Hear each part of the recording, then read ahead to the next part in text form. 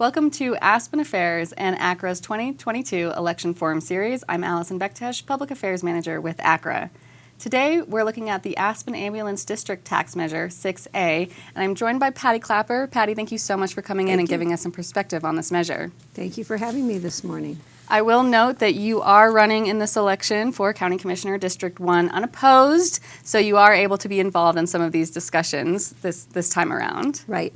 And congratulations for serving another 4 years for County Commissioner. Yes, 4 more years coming up. Yeah, and it's important for the community to realize that elected officials can play different roles in their ballot questions rather than staff. Staff can attend to data and facts, where the Board of Commissioners, in my case, we have a lot more leeway and we can pretty much do a lot of things differently, which makes it a lot more fun. Well, and I imagine the public wants to know where you do stand on some of these measures, so that's helpful, right, for the voting public to know that you're involved in some of these. And let's get into that. Why are you here talking about the ambulance district? Well, the Board of Commissioners, after a great deal of thought and looking at data and talking to members of the public, decided to put a ballot question on to help fund the Aspen Ambulance District.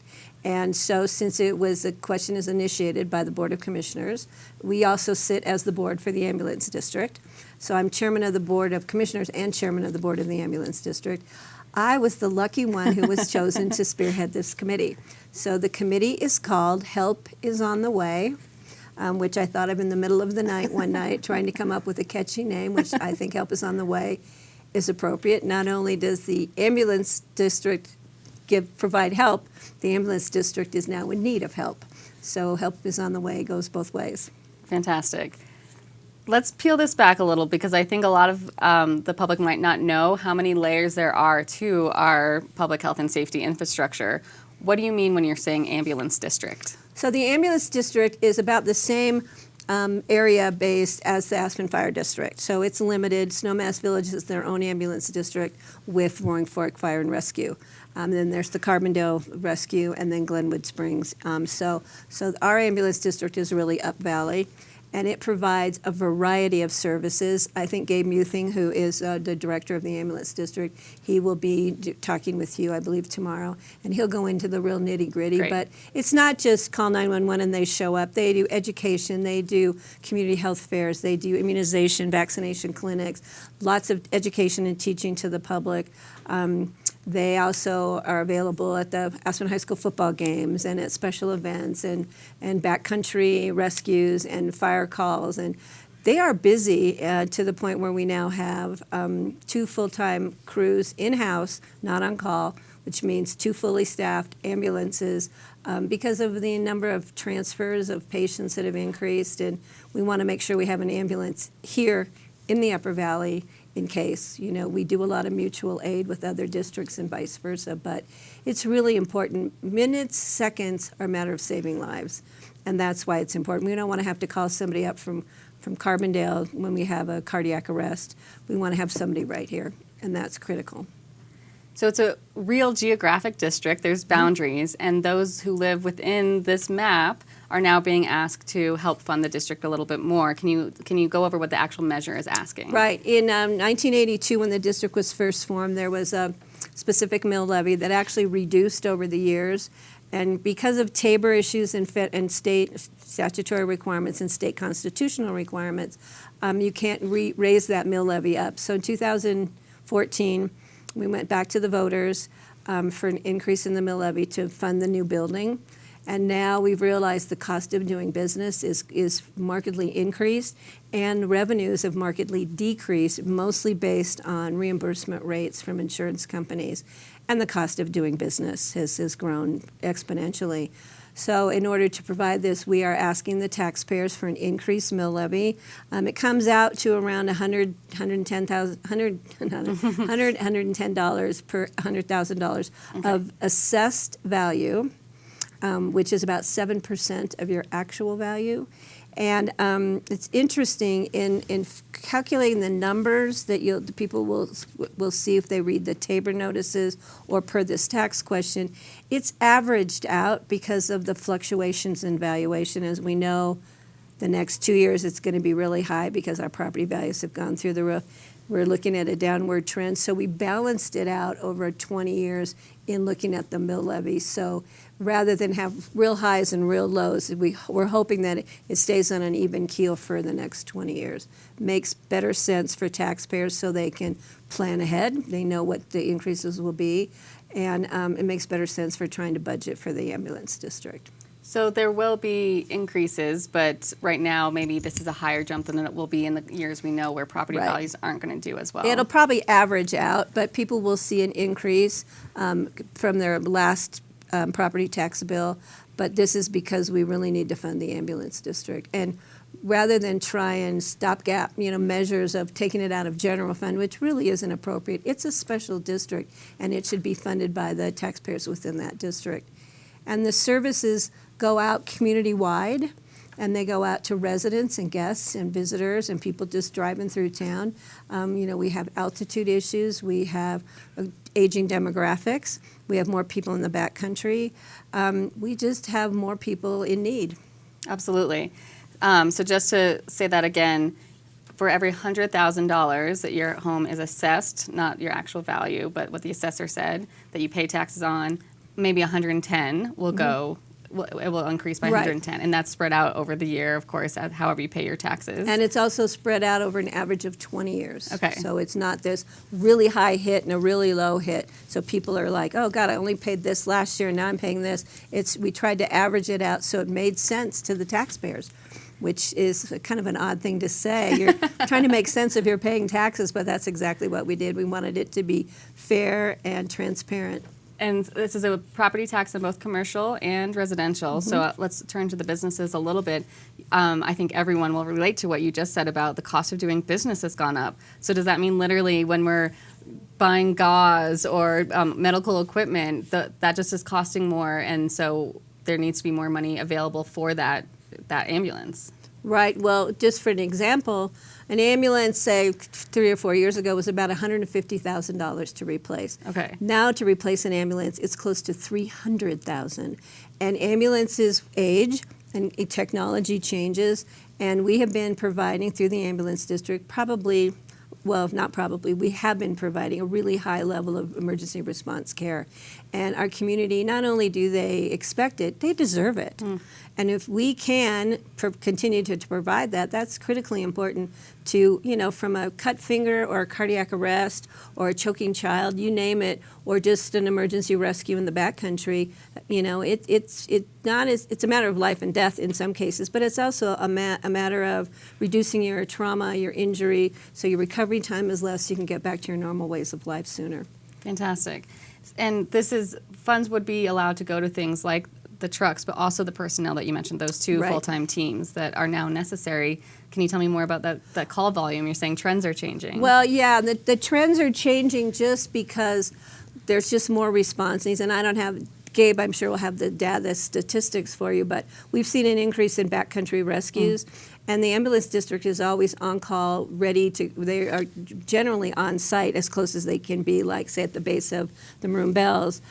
So when they bring the person in need of rescue down, and rather than automatically put them in a helicopter and fly them somewhere, depending upon the nature of their injuries, they'll put them in an ambulance, or the ambulance and the staff are just there on call. The other thing that's increasing time for staff is training. When you bring in new technology, your staff has to be trained. Their certifications have to be kept up to date. So there's a great amount of training, and that's time for these first responders.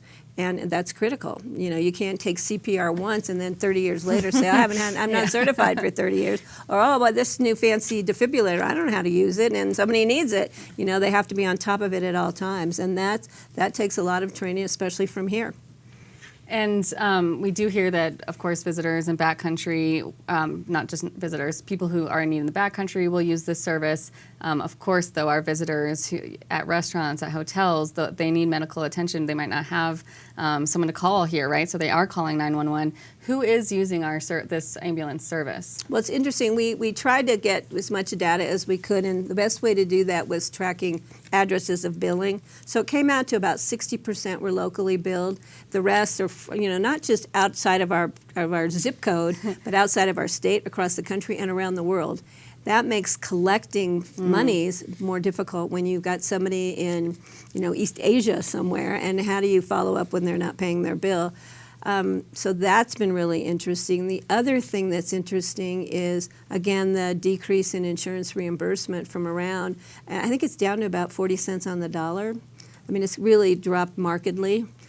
So that was a real source of revenue, and there's only so much control you can have over insurance companies. But when you're talking about, we briefly touched on this, people in town, people that go to restaurants, we see a lot of calls at restaurants, hotels, people, the altitude with our aging demographics, and more people coming to our community who are older, and people who aren't prepared, people who hike Ute Trail in wingtip shoes, business shoes, and then realize coming down it's like skiing down the front side of Aspen Mountain, And we do a lot of calls, believe it or not, on Ute Trail for broken ankles and, trauma. And, and I was saying that, and people go in to go shopping, and the sight of some of the price tags could be enough to cause you to have heart palpitations. So, and they get called. And the other thing is the ambulance goes on a lot of calls. Once they get there, they talk to the patient decides they'll go to the hospital by their own transportation, not by ambulance. We can't bill. Oh, wow. You can only bill when you transport. So a lot of the time you see the ambulance flying by, it might be just to calm somebody down, get them out of a situation, and see that they get safely transported to a local physician's office or to the hospital if needed, and you can't bill.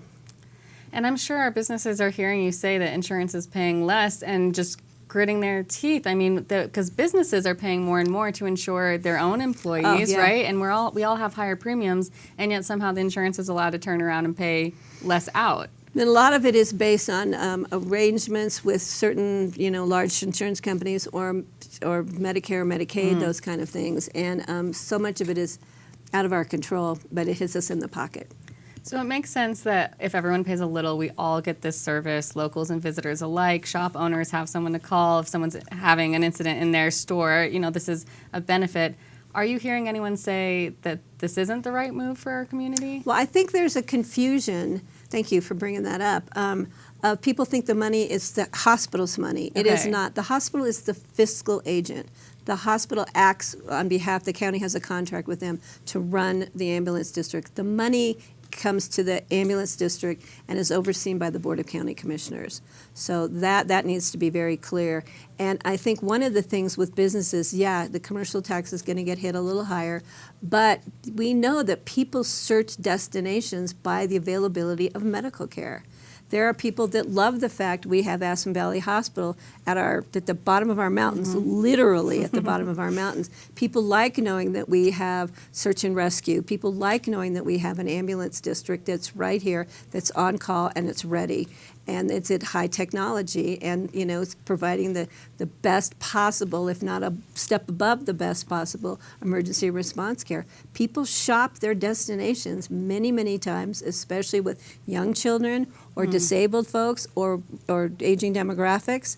They shop for, there's an airport within how many miles, there's a hospital within how many miles, they shop for those destinations based on those factors. I have to imagine first-time skiers want to know that. Yeah, definitely. Those type of things. Well, Patti, this is really helpful and informative. Is there anything else you'd like to add so that as people are weighing, that they'll have ballots are in the mail, probably in your mailbox right now? Ballots, I voted Did you yesterday. already get yours? Okay. Yeah. So if that's in front of you, anything else people should be weighing as they look at that? Well, I just think people, you never want to be the one that has to call for an ambulance. You never know. And I've had to do that in my own personal life. And hearing that ambulance come was the scariest thing. Seeing everybody show up, seeing them save a life is amazing. But it can be the smallest thing. A child that falls and gets, bumps their head and acts weird and funny, and your parents. You want to know that there's somebody out there. And it's not as if we're saying, if you don't fund this, we're going to cut off the service. It's that we want to continue to provide the best level of care, and we need taxpayer support for that. So I would like to ask the community to, when they're filling out their ballots, I'm not going to bring up all the other ballot measures on there. There's a few that I have a preference for, but this is of greatest importance to the people who live here, to visit, that, as I said, that just drive through town. We offer quality experience, and I think we need to offer quality health care. Patti Clapper, thank you so much for joining Thanks us for on having Aspen me. Affairs This today. is fun, and it's great to see you. Good to see you. Thank you. You can catch our other Aspen Affairs election forum series, such as the County Commissioners District 2 and Pitkin County Sheriff's moderated debate, here on grassrootstv.org or aspenchamber.org. I'm Alycin Bektesh. Thank you.